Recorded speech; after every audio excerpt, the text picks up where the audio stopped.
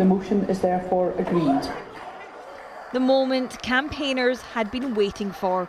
It was predicted this would be an extremely tight vote, but in the end, stage 1 passed with 70 yes to 56 no. A sense of relief for those who want to see this bill become law. A watershed moment.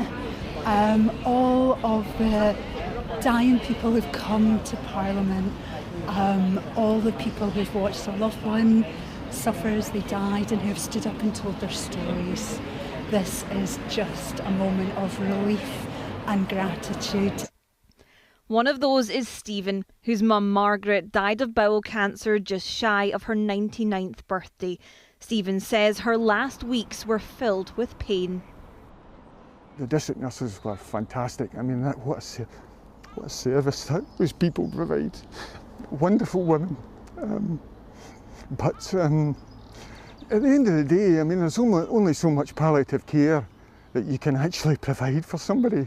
She's in pain, she's suffering. And you think, what? And she had very specifically said to us, you know, that she didn't want to go through this.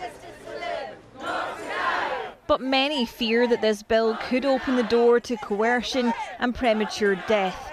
For those who oppose, they're disappointed today hasn't put an end to the debate.